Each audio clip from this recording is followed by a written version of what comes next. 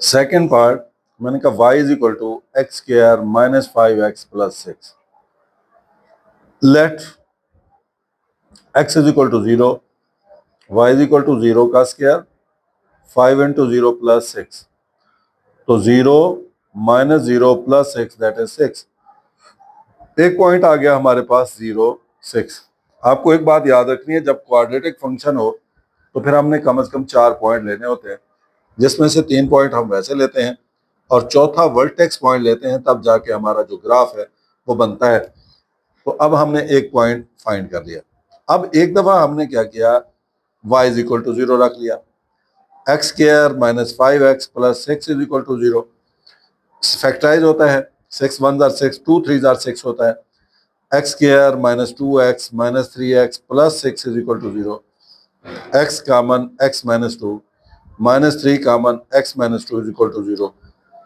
x minus 2 common x minus 3 is equal to 0।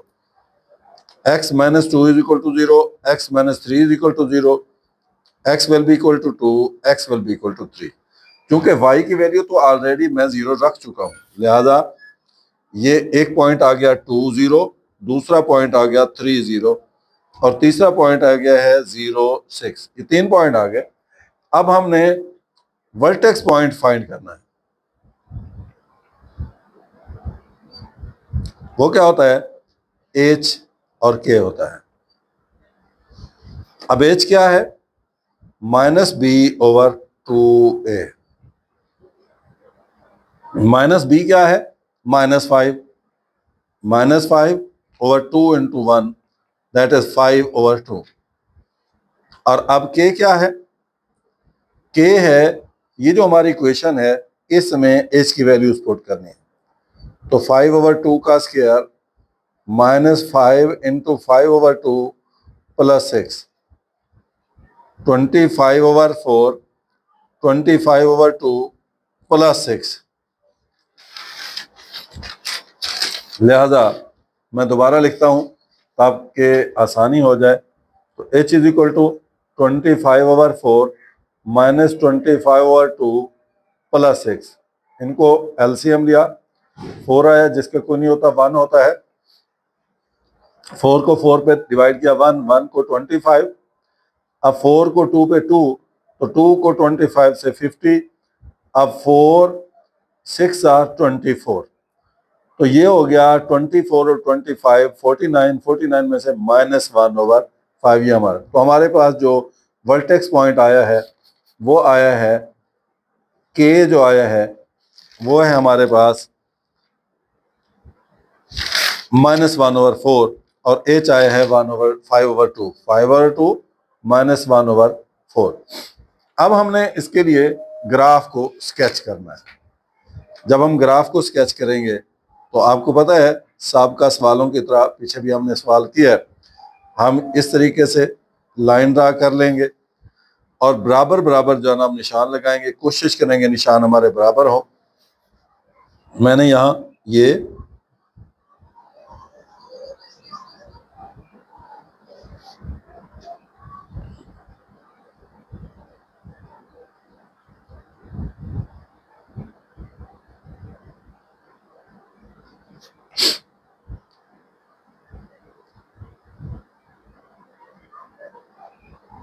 मेरे पास जो points हैं मैं यहाँ नंबरिंग भी कर लेता हूँ, 0 1 2 3 4 5 6, minus 1 minus 2 minus 3 minus 4 minus 5 और minus 6, 1 2 3 4 5, minus 1 minus 2 minus 3 minus 4 और माइनस 5।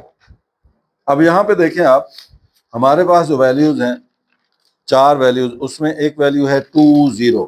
हमारा एक पॉइंट जो है वो है 2 0, तो x 2 है y 0 है, ये हमारा 2 0 हो गया। अब दूसरा हमारा पॉइंट है 3 0, ये है 3 0, ये और है 0 6,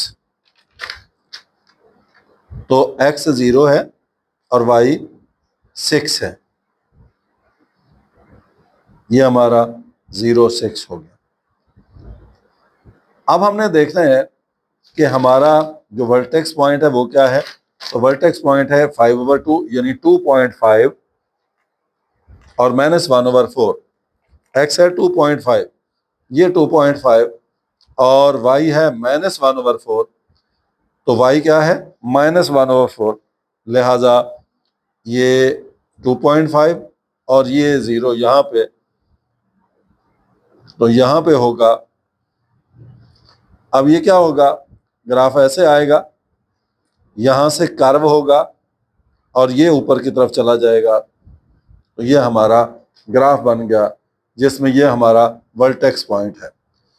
अब हमने लिखना है कि मैक्सिमम और मिनिमम कब होगा, तो हम लिखेंगे चूंकि ए की जो वैल्यू है वो हमारे पास है 1, a is equal to 1 which is greater than 0। अगर ग्रेटर देन 0 है तो इसका मतलब है ये वैल्यू हमारी है मिनिमम, इससे ऊपर ग्राफ जाएगा। सो हम लिखेंगे फंक्शन